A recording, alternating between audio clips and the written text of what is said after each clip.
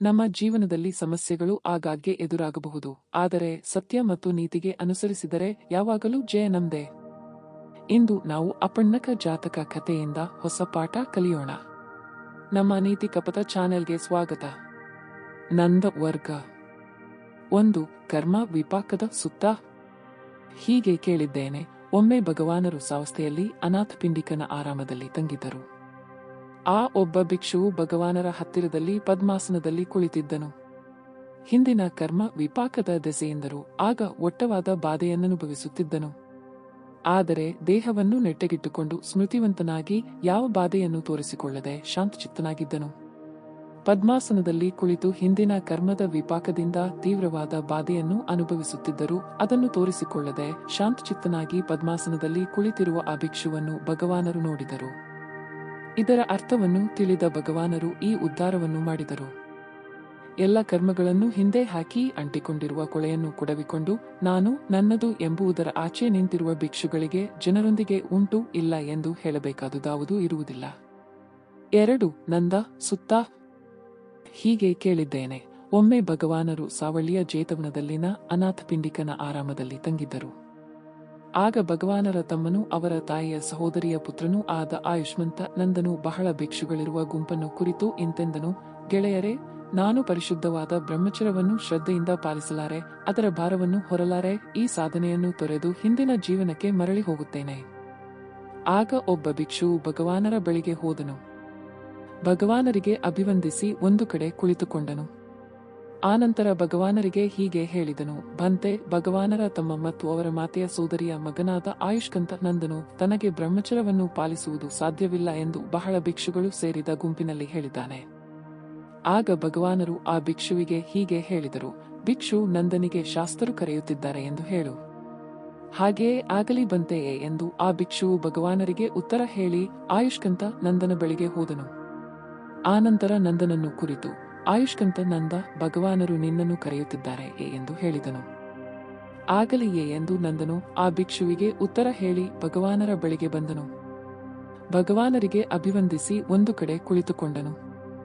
ಆನಂತರ ಅವನನ್ನು ಭಗವಾನರು, ನಂದ, ನೀನು ಭಿಕ್ಷುಗಳಿಗೆ ನಾನು ಬ್ರಹ್ಮಚರ್ಯವನ್ನು ಶ್ರದ್ಧೆಯಿಂದ ಪಾಲಿಸಲಾರೆ, ಅದರ ಭಾರವನ್ನು ಹೊರಲಾರೆ, ಈ ಸಾಧನೆಯನ್ನು ತೊರೆದು ಹಿಂದಿನ ಜೀವನಕ್ಕೆ ಮರಳಿ ಹೋಗುತ್ತೇನೆ ಎಂದು ಹೇಳಿದ್ದು ದಿಟವೇ ಎಂದು ಕೇಳಿದರು. ನಿಜ ಭಂತೆ. ನಂದ, ಬ್ರಹ್ಮಚರ್ಯವನ್ನು ಪಾಲಿಸುವುದಕ್ಕೆ ನಿನಗೆ ಏತಕ್ಕೆ ಸಾಧ್ಯವಿಲ್ಲ? ಬ್ರಹ್ಮಚರ್ಯದ ಭಾರವನ್ನು ಏತಕ್ಕೆ ಹೊರಲು ಸಾಧ್ಯವಿಲ್ಲ? ಸಾಧನೆಯನ್ನು ತೊರೆದು ಹಿಂದಿನ ಜೀವನಕ್ಕೆ ಮರಳಿ ಹೋಗುವುದಕ್ಕೆ ಕಾರಣವೇನು? ಬಂತೆ, ಮನೆಯನ್ನು ತೊರೆದು ಬರುತ್ತಿರುವ ನನ್ನನ್ನು ಶಾಕ್ಯರ ಜನಪದ ಕಲ್ಯಾಣಿಯು ನೋಡಿದಳು. ಅವಳು ಚೆನ್ನಾಗಿ ಕೇಶಾಲಂಕಾರ ಮಾಡಿಕೊಂಡಿದ್ದಳು. ನಾನು ಮನೆ ಬಿಡುವುದನ್ನು ನೋಡಿ, ಆರ್ಯಪುತ್ರ, ಬೇಗನೆ ಹಿಂತಿರುಗು ಎಂದು ಹೇಳಿದಳು. ಭಂತೆ, ಆ ಮಾತುಗಳೇ ನನ್ನ ಮನಸ್ಸನ್ನು ತುಂಬಿವೆ. ಆದುದರಿಂದ ಬ್ರಹ್ಮಚರ್ಯವನ್ನು ಶ್ರದ್ಧೆಯಿಂದ ಪಾಲಿಸಲಾರೆ, ಅದರ ಭಾರವನ್ನು ಹೊರಲಾರೆ, ಸಾಧನೆಯನ್ನು ತೊರೆದು ಹಿಂದಿನ ಜೀವನಕ್ಕೆ ಮರಳಿ ಹೋಗುತ್ತೇನೆ. ಆಗ ಭಗವಾನರು ಆಯುಷ್ಕಂತ ನಂದನ ಬಾಹುಗಳನ್ನು ಹಿಡಿದುಕೊಂಡು ಜೇತವನದಿಂದ ಅಂತರ್ಧಾನರಾಗಿ ಬಲವಾದ ಪುರುಷನೊಬ್ಬನು ತನ್ನ ತೋಳನ್ನು ಚಾಚಿ ಮಡಚಿಕೊಳ್ಳುವಷ್ಟು ಕಾಲದಲ್ಲಿ ತಾವಿತಂಸ ದೇವತೆಗಳ ಬಳಿ ಸಾರಿದರು. ಆಗ ದೇವೇಂದ್ರನಾದ ಸಕ್ಕನನ್ನು ಸೇವಿಸಲು 500 ಕನೆಯರು ಬಂದರು. ಅವರೆಲ್ಲರಿಗೂ ಹಂಸಪಾದಗಳಿದ್ದುವು. ಆಗ ಆಯುಷ್ಕಂತ ನಂದನಿಗೆ ಭಗವಾನರು, ನಂದ, ಈ ಹಂಸಪಾದಿಗಳಾದ ದೇವಕನೆಯರನ್ನು ನೋಡುತ್ತಿಲ್ಲವೇ ಎಂದು ಕೇಳಿದರು. ನೋಡುತ್ತಿದ್ದೇನೆ ಭಂತೆ. ಶಾಕ್ಯರ ಜನಪದ ಕಲ್ಯಾಣಿಯು ನೋಡಲು ಈ 500 ಹಂಸಪಾದವನ್ನುಳ್ಳ ಕನೆಯರಿಗಿಂತ ಚೆನ್ನಾಗಿದ್ದಾಳೆಯೇ? ಇವರಿಗಿಂತ ಆಕರ್ಷಕಳಾಗಿದ್ದಾಳೆಯೇ? ನಿನಗೆ ಹೇಗೆನ್ನಿಸುತ್ತದೆ? ಬಂತೆ, ಶಾಕ್ಯರ ಜನಪದ ಕಲ್ಯಾಣಿಯು ಈ 500 ಹಂಸಪಾದಿ ದೇವಕನೆಯರ ಎದುರಿನಲ್ಲಿ ಕಿವಿ ಮೂಗುಗಳನ್ನು ಕುಯ್ದ ಕೋತಿಯಂತಿದ್ದಾಳೆ. ಅವರ ಸೌಂದರ್ಯದ ಅಲ್ಪ ಭಾಗಕ್ಕೂ ಈಕೆಯ ಚೆಲುವು ಸಮನಲ್ಲ. ಈ 500 ದೇವಕನೆಯರು ನೋಡಲು ಎಷ್ಟು ಚೆಲುವಾಗಿದ್ದಾರೆ, ಎಂಥ ರೂಪವನ್ನು ಹೊಂದಿದ್ದಾರೆ, ಎಷ್ಟು ಮನೋಹರರಾಗಿದ್ದಾರೆ. ನಂದ, ಸಂತೋಷಪಡು, ಸಂತೋಷಪಡು. ನಂದ, ಹಂಸಪಾದಿಗಳಾದ ಈ 500 ದೇವತೆಗಳ ಸೌಂದರ್ಯ ಸಂಪತ್ತಿಯನ್ನು ನೀನು ಅನುಭವಿಸುವಂತೆ ಮಾಡಬಲ್ಲೆ. ಬಂತೆ, ಈ 500 ಹಂಸಪಾದಿ ದೇವಕನೆಯರು ನನಗೆ ದೊರೆಯುವಂತೆ ಭಗವಾನರು ಮಾಡಿದರೆ ಭಗವಾನರಲ್ಲಿ ಸೇವೆಗಿರುತ್ತೇನೆ, ಶುದ್ಧ ಜೀವನವನ್ನು ನಡೆಸುತ್ತೇನೆ. ಆಗ ಭಗವಾನರು ಆಯುಷ್ಕಂತ ನಂದನ ತೋಳನ್ನು ಹಿಡಿದುಕೊಂಡು ಬಲಶಾಲಿಯೊಬ್ಬನು ತನ್ನ ತೋಳನ್ನು ಮಡಚಿಕೊಳ್ಳುವಷ್ಟು ಅಥವಾ ಚಾಚುವಷ್ಟು ಕ್ಷಿಪ್ರಕಾಲದಲ್ಲಿ ತಾವತಿಂಸ ದೇವತೆಗೆ ಲೋಕದಿಂದ ಅಂತರ್ಧಾನರಾಗಿ ಜೇತವನದಲ್ಲಿ ಕಾಣಿಸಿಕೊಂಡರು. ಭಿಕ್ಷುಗಳು ಭಗವಾನರ ಚಿಕ್ಕಮ್ಮನ ಮಗನಾದ ಮತ್ತು ಸೋದರನಾದ ಆಯುಷ್ಕಂತ ನಂದನು ದೇವಕನ್ಯೆಯರ ಸಲುವಾಗಿ ಬ್ರಹ್ಮಚರ್ಯವನ್ನು ಪಾಲಿಸುತ್ತಿದ್ದಾನೆ. ಭಗವಾನರು ಅವನಿಗೆ 500 ಹಂಸಪಾದಿ ದೇವಕನ್ಯೆಯರು ದೊರೆಯುವಂತೆ ಮಾಡುವುದಾಗಿ ಹೇಳಿದ್ದಾರೆ ಎಂಬುದನ್ನು ಕೇಳಿದರು. ಆಗ ಆಯುಷ್ಕಂತ ನಂದನ ಸಹಾಯಕ ಭಿಕ್ಷುಗಳು ಅವನನ್ನು ಭತ್ಯಕ್ಕಾಗಿ ಭಗವಾನರ ಸೇವೆ ಮಾಡುವ ಶಿಷ್ಯ, ಪ್ರತಿಫಲಕ್ಕಾಗಿ ಭಗವಾನರ ಸೇವೆ ಮಾಡುವ ಶಿಷ್ಯ ಎಂದು ಆಡಿಕೊಳ್ಳುತ್ತಿದ್ದರು. ಪ್ರತಿಫಲದ ಆಸೆಗಾಗಿ, ಇಂದ್ರಿಯ ಸುಖದ ಆಸೆಗಾಗಿ ಈಗ ಬ್ರಹ್ಮಚರ್ಯವನ್ನು ಪಾಲಿಸುತ್ತಿರುವ ಈ ನಂದ ದೇವಕನೆಯರಿಗಾಗಿ ಪರಿಶುದ್ಧ ಜೀವನವನ್ನು ನಡೆಸುತ್ತಿದ್ದಾನೆ.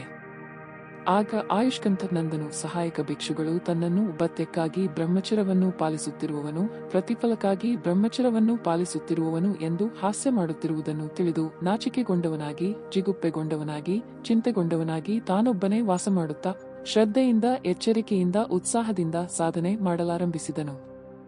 ಯಾವುದಕ್ಕೋಸ್ಕರ ಕುಲಪುತ್ರರು ಮನೆಯನ್ನು ಬಿಟ್ಟು ಮನೆಯಿಲ್ಲದ ಪಬ್ಬಜ್ಜರಾಗುತ್ತಾರೋ, ಬ್ರಹ್ಮಚರ್ಯವನ್ನು ಪಾಲಿಸುತ್ತಾರೋ ಆ ಧಮ್ಮವನ್ನು ಕಂಡನು, ಅರಿತನು, ಸಾಕ್ಷಾತ್ಕರಿಸಿಕೊಂಡನು. ತನಗೆ ಪುನರ್ಜನ್ಮವಿಲ್ಲ, ತಾನು ಬ್ರಹ್ಮಚರ್ಯವನ್ನು ಪಾಲಿಸಿದ್ದಾಯಿತು, ತಾನು ಮಾಡಬೇಕಾದುದನ್ನು ಮಾಡಿಯಾಯಿತು, ಇನ್ನು ಮುಂದೆ ತನಗೆ ಪರವಿಲ್ಲ ಎಂಬುದನ್ನು ತಾನೇ ಅರಿತನು. ಆಯುಷ್ಮಂತ ನಂದನು ಮತ್ತೊಬ್ಬ ಅರಹಂತನಾದನು. ಆನಂತರ ಒಬ್ಬ ಸ್ತ್ರೀ ದೇವತೆಯು ರಾತ್ರಿಯು ಕಳೆಯುತ್ತಿದ್ದಂತೆ ಜೇತವನವನ್ನೆಲ್ಲ ದೇದೀಪ್ಯಮಾನವಾಗಿ ಬೆಳಗುತ್ತಾ ಭಗವಾನರ ಬಳಿಗೆ ಬಂದಿತು. ಭಗವಾನರಿಗೆ ಅಭಿನಂದಿಸಿ ಒಂದು ಕಡೆ ನಿಂತುಕೊಂಡಿತು. ಆಮೇಲೆ ಭಗವಾನರನ್ನು ಕುರಿತು ಇಂತೆಂದಿತು: ಭಂತೆ, ಭಗವಾನರ ಸೋದರನೂ ಭಗವಾನರ ತಾಯಿಯ ಸೋದರಿಯ ಮಗನೂ ಆದ ನಂದನು ಆಸವಗಳನ್ನೆಲ್ಲ ಕಳೆದುಕೊಂಡು ಅನಾಸವನಾಗಿ ಚೇತೋವಿಮುಕ್ತಿ ಪಜ್ಞಾ ವಿಮುಕ್ತಿಗಳನ್ನು ಪಡೆದವನಾಗಿ ಅರಿಯಬೇಕಾದ ಧಮ್ಮವನ್ನು ತಾನೇ ಸಾಕ್ಷಾತ್ಕರಿಸಿಕೊಂಡವನಾಗಿ ಸಿದ್ಧಿಯನ್ನು ಪಡೆದಿದ್ದಾನಲ್ಲವೇ?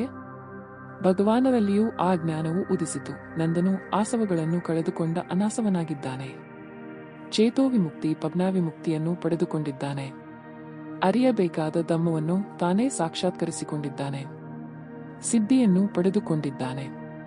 ಆ ರಾತ್ರಿ ಕಳೆದ ಮೇಲೆ ಆಯುಷ್ಕಂತ ನಂದನು ಭಗವಾನರ ಬಳಿಗೆ ಬಂದನು. ಭಗವಾನರಿಗೆ ಅಭಿನಂದಿಸಿ ಒಂದು ಕಡೆ ನಿಂತುಕೊಂಡನು.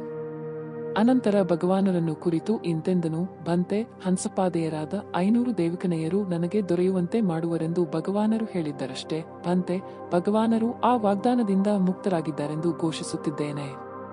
ನಂದ, ನಿನ್ನ ಚಿತ್ರವನ್ನು ನಾನು ಅರಿತಿದ್ದೇನೆ. ನಂದನು ಆಸವಗಳನ್ನು ಕಳೆದುಕೊಂಡಿದ್ದಾನೆ, ಅನಾಸವನಾಗಿದ್ದಾನೆ, ಚೇತೋವಿಮುಕ್ತಿ ಪಜ್ಞಾವಿಮುಕ್ತಿಗಳನ್ನು ಪಡೆದುಕೊಂಡಿದ್ದಾನೆ, ಅರಿಯಬೇಕಾದ ಧಮ್ಮವನ್ನು ತಾನೇ ಸಾಕ್ಷಾತ್ಕರಿಸಿಕೊಂಡಿದ್ದಾನೆ, ಸಿದ್ಧಿಯನ್ನು ಪಡೆದುಕೊಂಡಿದ್ದಾನೆ ಎಂಬುದು ನನಗೆ ಗೊತ್ತಾಗಿದೆ. ಭಗವಾನರ ಸೋದರನೂ ಚಿಕ್ಕಮ್ಮನ ಮಗನೂಗಳಿದ್ದ ನಂದನು ಸಿದ್ಧಿಯನ್ನು ಪಡೆದುಕೊಂಡಿದ್ದಾನೆ ಎಂದು ಒಬ್ಬ ದೇವತೆಯು ಹೇಳಿದಳು.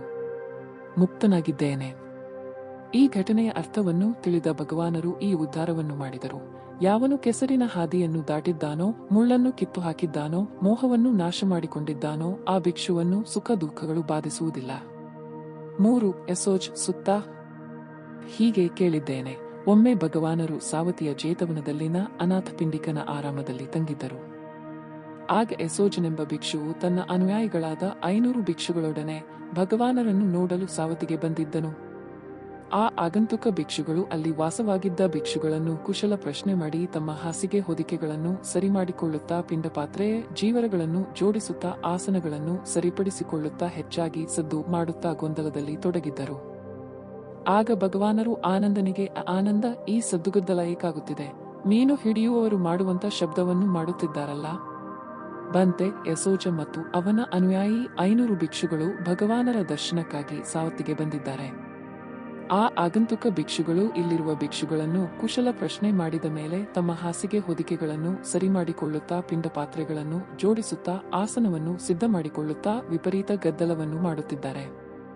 ಆನಂದ, ಆ ಭಿಕ್ಷುಗಳಿಗೆ ಶಾಸ್ತ್ರರು ಆಯುಷ್ಮಂತರನ್ನು ಕರೆಯುತ್ತಿದ್ದಾರೆ ಎಂದು ನನ್ನ ಹೆಸರಿನಲ್ಲಿ ಕರೆಯೆ ಎಂದು ಹೇಳಿದರು. ಹಾಗೆಯೇ ಆಗಲಿ ಬಂತೆ ಎಂದು ಆಯುಷ್ಕಂತನಾದ ಆನಂದನು ಭಗವಾನರಿಗೆ ಉತ್ತರಿಸಿ ಆ ಭಿಕ್ಷುಗಳ ಹತ್ತಿರಕ್ಕೆ ಬಂದನು. ಅವರನ್ನು ಕುರಿತು ಶಾಸ್ತ್ರರು ಆಯುಷ್ಮಂತರನ್ನು ಕರೆಯುತ್ತಿದ್ದಾರೆ ಎಂದು ಹೇಳಿದನು. ಗೆಳೆಯ, ಆಗಲಿ ಬರುತ್ತೇವೆ ಎಂದು ಆನಂದನಿಗೆ ಉತ್ತರ ಹೇಳಿ ಭಗವಾನರ ಬಳಿಗೆ ಬಂದರು. ಆಮೇಲೆ ಭಗವಾನರಿಗೆ ಅಭಿವಂದಿಸಿ ಒಂದು ಕಡೆ ಕುಳಿತುಕೊಂಡರು.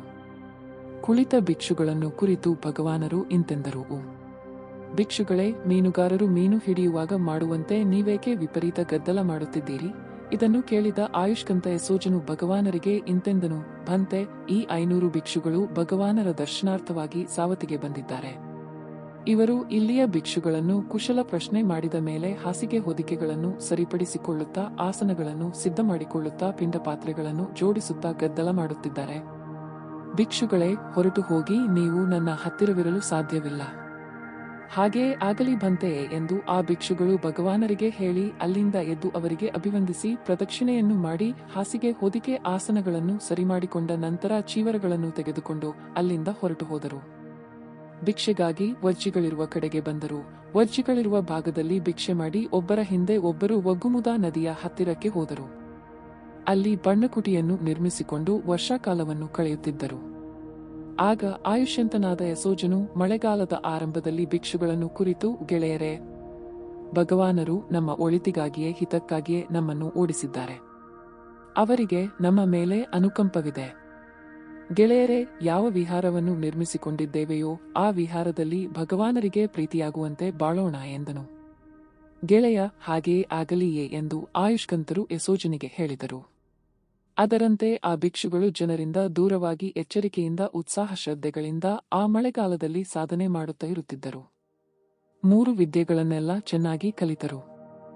ಭಗವಾನರು ಸಾವತಿಯಲ್ಲಿ ಇರಬೇಕಾದಷ್ಟು ಕಾಲ ಇದ್ದು ವೇಸಾಲಿಗೆ ಹೊರಟರು. ಆ ಮಾರ್ಗದಲ್ಲಿ ನಡೆದು ಕಾಲಕ್ರಮದಲ್ಲಿ ವೇಸಾಲಿಯನ್ನು ತಲುಪಿದರು. ವೇಸಾಲಿಯ ಮಹಾವನದಲ್ಲಿನ ಕೂಟಗಾರ ಶಾಲೆಯಲ್ಲಿ ತಂಗಿದರು.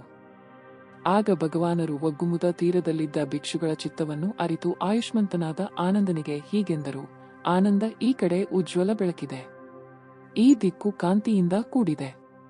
ಈ ದಿಕ್ಕಿನಲ್ಲಿಯೇ ಒಗ್ಗುಮುದ ತೀರದಲ್ಲಿ ಭಿಕ್ಷುಗಳಿದ್ದಾರೆ.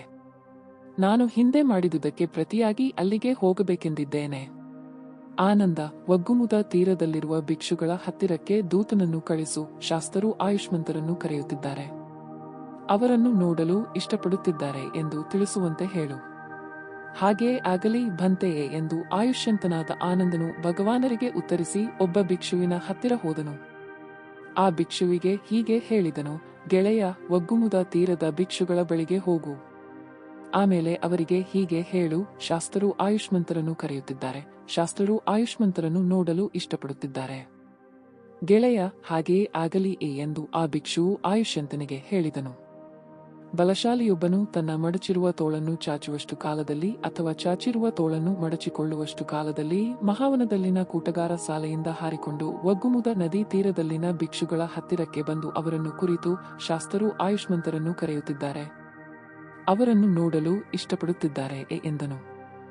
ಆಗಲಿ ಗೆಳೆಯರೇ ಎಂದು ಆ ಭಿಕ್ಷುಗಳು ಬಂದಿದ್ದ ಭಿಕ್ಷುವಿಗೆ ಹೇಳಿದರು.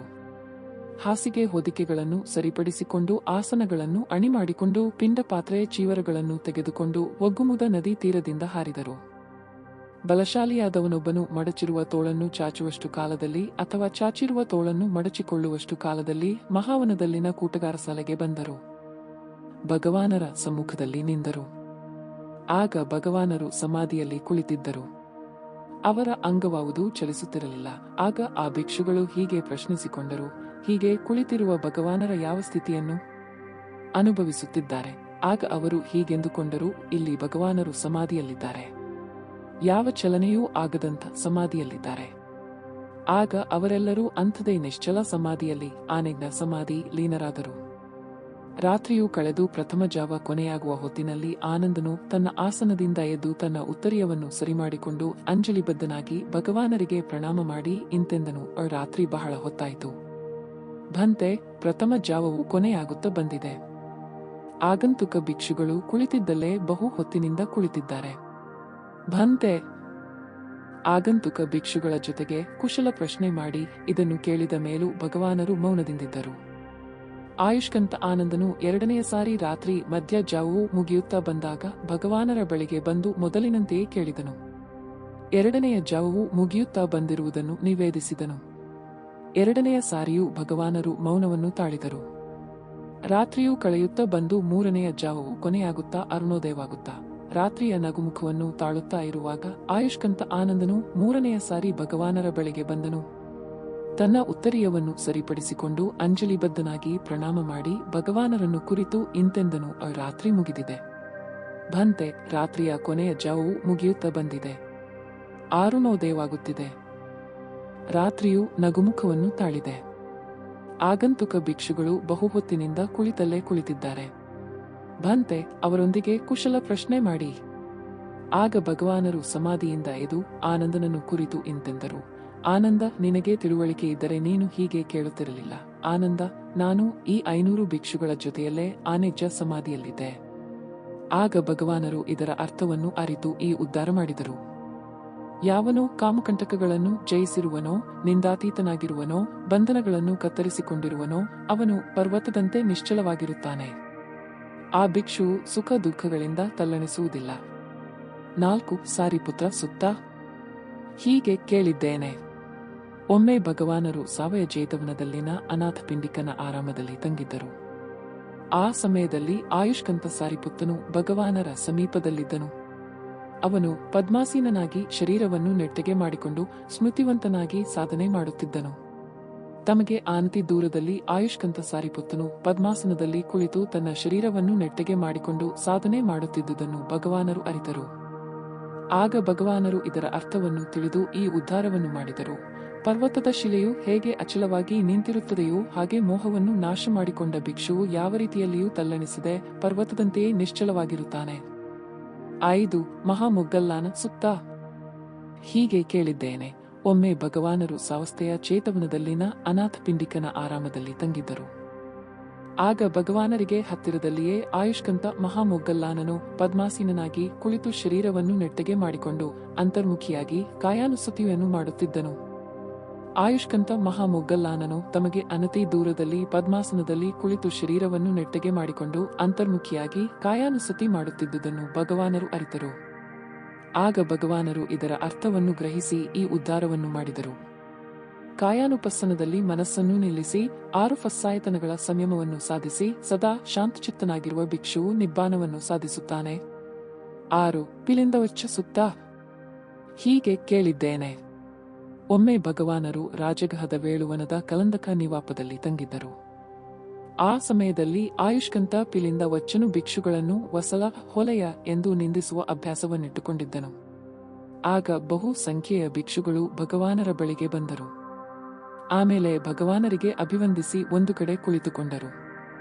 ಆ ಭಿಕ್ಷುಗಳು ಭಗವಾನರಿಗೆ, ಭಂತೆ, ಆಯುಷ್ಕಂತ ಪಿಲಿಂದವಚ್ಚನು ಭಿಕ್ಷುಗಳನ್ನು ವಸಲರೆಂದು ನಿಂದಿಸುತ್ತಾನೆ. ಆಗ ಭಗವಾನರು ಒಬ್ಬ ಭಿಕ್ಷುವಿಗೆ ಹೀಗೆ ಹೇಳಿದರು. ಭಿಕ್ಷು, ನನ್ನ ಹೆಸರನ್ನು ಹೇಳಿ ಪಿಲಿಂದವಚ್ಚನಿಗೆ ಗೆಳೆಯ ಶಾಸ್ತ್ರರು ನಿನ್ನನ್ನು ಕರೆಯುತ್ತಿದ್ದಾರೆ ಎಂದು ತಿಳಿಸು. ಹಾಗೆಯೇ ಆಗಲಿ ಭಂತೆಯೇ ಎಂದು ಭಗವಾನರಿಗೆ ಉತ್ತರ ಹೇಳಿ ಆಯುಷ್ಕಂತ ಪಿಲಿಂದವಚ್ಚನ ಬಳಿಗೆ ಬಂದನು. ಆಮೇಲೆ ಅವನನ್ನು ಕುರಿತು, ಆ ಗೆಳೆಯ ಪಿಲಿಂದವಚ್ಚ ಶಾಸ್ತ್ರರು ನಿನ್ನನ್ನು ಕರೆಯುತ್ತಿದ್ದಾರೆ ಎಂದನು. ಆಗಲಿ ಗೆಳೆಯ ಎಂದು ಆ ಆಯುಷ್ಕಂತ ಪಿಲಿಂದವಚ್ಚನು ಆ ಭಿಕ್ಷುವಿಗೆ ಉತ್ತರ ಹೇಳಿ ಭಗವಾನರ ಸಮೀಪಕ್ಕೆ ಬಂದನು. ಭಗವಾನರಿಗೆ ಅಭಿನಂದಿಸಿ ಒಂದು ಕಡೆ ಕುಳಿತುಕೊಂಡನು. ಆಗ ಭಗವಾನರು ಆ ಪಿಲಿಂದವಚ್ಚನಿಗೆ, ವಚ್ಚ, ನೀನು ಭಿಕ್ಷುಗಳನ್ನು ವಸಲರೆಂದು ನಿಂದಿಸುವುದು ದಿಟವೇ ಎಂದು ಕೇಳಿದರು. ಹೌದು ಭಂತೆ. ಆಗ ಭಗವಾನರು ಆಯುಷ್ಮಂತ ಪಿಲಿಂದವಚ್ಚನ ಪೂರ್ವ ಜನ್ಮವನ್ನು ತಿಳಿದು ಭಿಕ್ಷುಗಳಿಗೆ ಹೀಗೆ ಹೇಳಿದರು. ಭಿಕ್ಷುಗಳೇ, ವಚ್ಚನ ವರ್ತನೆಯಿಂದ ಬೇಸರಪಡಬೇಡಿ. ಭಿಕ್ಷುಗಳನ್ನು ವಸಲರೆಂದು ವಚ್ಚನು ನಿಂದಿಸುವುದು ಯಾವ ದ್ವೇಷದಿಂದಲೂ ಅಲ್ಲ. ಈತನು ಹಿಂದಿನ 500 ಜನ್ಮಗಳಲ್ಲಿ ಒಂದೇ ಸಮನೆ ಬ್ರಾಹ್ಮಣ ಕುಲದಲ್ಲಿ ಹುಟ್ಟಿದ್ದನು. ಅವನು ಬಹುಕಾಲದಿಂದ ವಸಲ ಎಂದು ಕರೆಯುವ ಅಭ್ಯಾಸವನ್ನಿಟ್ಟುಕೊಂಡಿದ್ದನು. ಆದುದರಿಂದ ಈಗಲೂ ಭಿಕ್ಷುಗಳನ್ನು ವಸಲರೆಂದು ಕರೆಯುತ್ತಾನೆ. ಆಗ ಭಗವಾನರು ಇದರ ಅರ್ಥವನ್ನು ತಿಳಿದು ಈ ಉದ್ಗಾರವನ್ನು ಮಾಡಿದರು. ಯಾರಲ್ಲಿ ಹೆಮ್ಮೆಯಾಗಲಿ ಭ್ರಾಂತಿ ಮಾಯಯಾಗಲಿ ಇರುವುದಿಲ್ಲವೋ, ಲೋಭವಾಗಲಿ ಮಮಕಾರವಾಗಲಿ ಆಸೆಯಾಗಲಿ ಇರುವುದಿಲ್ಲವೋ, ಯಾವನಿಗೆ ಕ್ರೋಧವು ನಾಶವಾಗಿದೆಯೋ, ಸ್ವಾರ್ಥವಿಲ್ಲವೋ, ಅವನೇ ಬ್ರಾಹ್ಮಣ, ಅವನೇ ಸಮಣ, ಅವನೇ ಭಿಕ್ಷು. 7 ಸಕ್ಕುತಾನ ಸುತ್ತ. ಹೀಗೆ ಕೇಳಿದ್ದೇನೆ. ಒಮ್ಮೆ ಭಗವಾನರು ರಾಜಗಹದ ವೇಳುವನದಲ್ಲಿನ ಕಲಂದಕ ನಿಪಾತದಲ್ಲಿ ತಂಗಿದ್ದರು. ಆಗ ಆಯುಷ್ಕಂತ ಮಹಾಕස්සಪನು ಪಿಪ್ಪಲಿಗುಹೆಯಲ್ಲಿ ತಂಗಿದ್ದನು. ಆತನು ಒಂದೇ ಸಮನೆ 1 ವಾರದಷ್ಟು ಕಾಲ ಪದ್ಮಾಸೀನನಾಗಿ ಒಂದು ಬಗೆಯ ಸಮಾಧಿಯಲ್ಲಿದ್ದನು. 1 ವಾರ ಮುಗಿದ ಮೇಲೆ ಆಯುಷ್ಕಂತ ಮಹಾಕස්සಪನು ಸಮಾಧಿಯಿಂದ ಎದ್ದನು. ಎದ್ದ ಮೇಲೆ ನಾನೇಕೆ ರಾಜಗೃಹಕ್ಕೆ ಭಿಕ್ಷೆಗಾಗಿ ಹೋಗಬಾರದು ಎಂದುಕೊಂಡನು. ಆ ಸಮಯದಲ್ಲಿ 500 ದೇವತೆಗಳು ಆಯುಷ್ಕಂತ ಮಹಾಕස්සಪನ ಪಿಂಡ ಪಾತ್ರೆಯನ್ನು ತುಂಬಲು ಯತ್ನಿಸುತ್ತಿದ್ದರು. ಆಗ ಆಯುಷ್ಕಂತ ಮಹಾಕස්සಪನು 500 ದೇವತೆಗಳ ಭಿಕ್ಷೆಯನ್ನು ನಿರಾಕರಿಸಿ ಪೂರ್ವಾಹ್ನ ಸಮಯದಲ್ಲಿ ಪಿಂಡ ಪಾತ್ರೆಗಳನ್ನು ತೆಗೆದುಕೊಂಡು ರಾಜಗೃಹವನ್ನು ಪ್ರವೇಶಿಸಿದರು. ಆಗ ದೇವೇಂದ್ರನಾದ ಸಕ್ಕನು ಮಹಾಕස්සಪನಿಗೆ ಭಿಕ್ಷೆಯನ್ನು ನೀಡಲು ಆಸೆಪಟ್ಟನು. ಒಬ್ಬ ನೇದೆಯವನಂತೆ ಬಟ್ಟೆಯನ್ನು ಹಾಕಿಕೊಂಡು ಕದಿರನ್ನು ಚಲಿಸುತ್ತಿದ್ದನು. ಅಸುರ ಕನೆಯಾದ ಸುಜಳು ಕದರಿಗೆ ನೂಲನ್ನು ಸುತ್ತುತ್ತಿದ್ದಳು. ಆಗ ಆಯುಷ್ಕಂತ ಮಹಾಕස්සಪನು ರಾಜಗೃಹದಲ್ಲಿ ಭಿಕ್ಷೆಗಾಗಿ ಮನೆಯಿಂದ ಮನೆಗೆ ಸುತ್ತುತ್ತಾ ದೇವೇಂದ್ರನಾದ ಸಕ್ಕನ ನಿವಾಸದ ಹತ್ತಿರಕ್ಕೆ ಬಂದನು. ಅವನು ಆಯುಷ್ಕಂತ ಮಹಾಕස්සಪನು ಬರುತ್ತಿದ್ದುದನ್ನು ದೂರದಿಂದ ನೋಡಿದನು. ನೋಡಿದ ಮೇಲೆ ಮನೆಯಿಂದ ನಿಷ್ಕ್ರಮಿಸಿ ಮಹಾಕස්සಪನ ಕೈಯಿಂದ ತನ್ನ ಕೈಯಲ್ಲಿ ಪಿಂಡ ಪಾತ್ರೆಯನ್ನು ತೆಗೆದುಕೊಂಡು ಮನೆಯನ್ನು ಪ್ರವೇಶಿಸಿ ತನ್ನ ಮನೆಯ ಪಾತ್ರೆಯಿಂದ ಅನ್ನವನ್ನು ಪಿಂಡ ಪಾತ್ರೆಯಲ್ಲಿ ತುಂಬಿದನು. ಆಮೇಲೆ ಮಹಾಕස්සಪನಿಗೆ ಹಿಂತಿರುಗಿ ಕೊಟ್ಟನು. ಅನೇಕ ರೀತಿಯ ಸೂಪಗಳನ್ನು, ವ್ಯಂಜನಗಳನ್ನು, ರಸವ್ಯಂಜನಗಳನ್ನು ಅದರಲ್ಲಿ ಹಾಕಿದನು. ಆಯುಷ್ಮಂತ ಮಹಾಕස්සಪನಿಗೆ ಹೀಗೆನ್ನಿಸಿತು, ಇವನು ಇಷ್ಟು ಬುದ್ಧಿ ಶಕ್ತಿಯುಳ್ಳವನು, ಇವನು ಯಾರಿರಬಹುದು? ಅವನಿಗೆ ಮತ್ತೆ ಹೀಗೆನ್ನಿಸಿತು, ಇವನು ದೇವೇಂದ್ರನಾದ ಸಕ್ಕನಾಗಿರಬೇಕು. ಹೀಗೆ ಗೊತ್ತಾದ ಮೇಲೆ ದೇವೇಂದ್ರನಾದ ಸಕ್ಕನಿಗೆ ಇಂತೆಂದನು, ಕೋಸಿಯ, ಇದು ನಿನ್ನ ಕೆಲಸ, ಮತ್ತೆ ಇಂಥ ಕೆಲಸವನ್ನು ಮಾಡಬೇಡ. ಭಂತೆ ಕස්සಪ, ನಮಗೂ ಪುಣ್ಯವನ್ನು ಗಳಿಸಬೇಕೆಂಬ ಆಸೆಯಿದೆ. ನಮಗೂ ಪುಣ್ಯ ಕಾರ್ಯಗಳನ್ನು ಮಾಡಬೇಕೆಂಬ ಆಸೆಯಿದೆ. ಆನಂತರ ದೇವೇಂದ್ರನಾದ ಸಕ್ಕನು ಆಯುಷ್ಕಂತನಾದ ಮಹಾಕස්සಪನಿಗೆ ಅಭಿವಂದಿಸಿ 3 ಸಾರಿ ಪ್ರದಕ್ಷಿಣೆಯನ್ನು ಮಾಡಿ ಅಂತರಿಕ್ಷಕ್ಕೆ ಹಾರಿ ಆಕಾಶದಲ್ಲಿ ಚಲಿಸುತ್ತಾ ಈ ಉದ್ಧಾರವನ್ನು 3 ಸಾರಿ ಮಾಡಿದನು. ಇದೊಂದು ಮಹಾದಾನ. ಕස්සಪನು ಇದನ್ನು ಸ್ವೀಕರಿಸಿದ್ದಾನೆ. ಆ ಭಗವಾನರು ತಮ್ಮ ದಿವ್ಯಕರ್ಣಗಳಿಂದ ಸಕ್ಕನ ಮಾತುಗಳನ್ನು ಕೇಳಿದರು. ಆನಂತರ ಈ ಉದ್ಗಾರವನ್ನು ಮಾಡಿದರು. ಬೇರಾರನ್ನು ಪೋಷಿಸಬೇಕಲ್ಲದ ಭಿಕ್ಷುವು ತನಗೋಸ್ಕರ ಮಾತ್ರ ಪಿಂಡ ಪಾತ್ರೆಯನ್ನು ಹಿಡಿಯುತ್ತಾನೆ. ದೇವತೆಗಳಿಗೆ ಪ್ರಿಯವಾಗಿದ್ದಾನೆ. ಸದಾ ಸ್ಮೃತಿವಂತನಾಗಿ ಶಾಂತಿಯಿಂದಿರುತ್ತಾನೆ. 8 ಪಿಂಡಪಾತಿಕ ಸುತ್ತ. ಹೀಗೆ ಕೇಳಿದ್ದೇನೆ. ಒಮ್ಮೆ ಭಗವಾನರು ಸಾವತಿಯ ಜೇತವನದಲ್ಲಿನ ಅನಾಥ ಪಿಂಡಿಕನ ಆರಾಮದಲ್ಲಿ ತಂಗಿದ್ದರು. ಆಗ ಬಹುಸಂಖ್ಯೆಯ ಭಿಕ್ಷುಗಳು ಭಿಕ್ಷೆಯನ್ನು ಮುಗಿಸಿದ್ದರು. ಊಟವಾದ ಮೇಲೆ ಕರೇರಿ ವೃಕ್ಷಗಳ ನಡುವಿದ್ದ ಮಂಟಪದಲ್ಲಿ ಕುಳಿತುಕೊಂಡು ಚರ್ಚೆ ಮಾಡುತ್ತಿದ್ದರು. ಆಗ ಒಂದು ಚರ್ಚೆ ಉದ್ಭವಿಸಿತು. ಗೆಳೆಯರೇ, ಪಿಂಡಪಾತಿಕ ಭಿಕ್ಷುವು ಅನ್ನಕ್ಕೋಸ್ಕರ ಭಿಕ್ಷೆಗೆ ಹೋಗುತ್ತಾನಷ್ಟೇ. ಆಗಾಗ ಕಣ್ಣಿಗೆ ಪ್ರಿಯವನ್ನುಂಟು ಮಾಡುವ ರೂಪಗಳನ್ನು ನೋಡುತ್ತಾನೆ, ಕಿವಿಗೆ ಪ್ರಿಯವಾದ ಶಬ್ದಗಳನ್ನು ಕೇಳುತ್ತಾನೆ, ಮೂಗಿಗೆ ಪ್ರಿಯವಾದ ವಾಸನೆಯನ್ನನುಭವಿಸುತ್ತಾನೆ, ನಾಲಿಗೆಗೆ ಪ್ರಿಯವಾದ ರಸಗಳ ರುಚಿಯನ್ನನುಭವಿಸುತ್ತಾನೆ, ಕಾಯಕ್ಕೆ ಪ್ರಿಯವಾದ ಸ್ಪರ್ಶವನ್ನನುಭವಿಸುತ್ತಾನೆ. ಪಿಂಡಪಾತಿಕ ಭಿಕ್ಷುವು ಭಿಕ್ಷೆಗಾಗಿ ಸುತ್ತುವಾಗ ಸತ್ಕಾರವನ್ನು, ಗೌರವವನ್ನು, ಮಾನ್ಯತೆಯನ್ನು, ಪೂಜ್ಯತೆಯನ್ನು ಪಡೆಯುತ್ತಾನೆ. ನಾವು ಪಿಂಡಪಾತಿಕರೇ ಆಗಿದ್ದೇವೆ. ನಾವು ಆಗಾಗ ಕಣ್ಣಿಗೆ ಪ್ರಿಯವಾದ ರೂಪಗಳನ್ನು ನೋಡೋಣ, ಕಿವಿಗೆ ಪ್ರಿಯವಾದ ಶಬ್ದಗಳನ್ನು ಕೇಳೋಣ, ಮೂಗಿಗೆ ಪ್ರಿಯವಾದ ವಾಸನೆಗಳನ್ನು ಅನುಭವಿಸೋಣ, ನಾಲಿಗೆಗೆ ಪ್ರಿಯವಾದ ರಸಗಳನ್ನು ಸವಿಯೋಣ, ಕಾಯಕ್ಕೆ ಪ್ರಿಯವಾದ ಸ್ಪರ್ಶಗಳನ್ನು ಅನುಭವಿಸೋಣ. ನಾವು ಸತ್ಕಾರ, ಗೌರವ, ಮಾನ್ಯತೆ, ಪೂಜ್ಯತೆಗಳನ್ನು ಹೊಂದೋಣ. ಭಿಕ್ಷುಗಳ ಈ ಚರ್ಚೆಯು ನಡೆಯುತ್ತಲೇ ಇತ್ತು. ಭಗವಾನರು ತಮ್ಮ ಸಾಯಂಕಾಲದ ಏಕಾಂತ ಧ್ಯಾನದಿಂದ ಎದ್ದು ಕರೇರಿ ವೃಕ್ಷದ ತೋಪಿನ ಮಧ್ಯದಲ್ಲಿದ್ದ ಮಂಟಪದ ಸಮೀಪಕ್ಕೆ ಹೋದರು. ಅಲ್ಲಿ ತಮಗಾಗಿ ಪ್ರತ್ಯೇಕವಾಗಿ ಏರ್ಪಡಿಸಿದ್ದ ಆಸನದ ಮೇಲೆ ಕುಳಿತರು.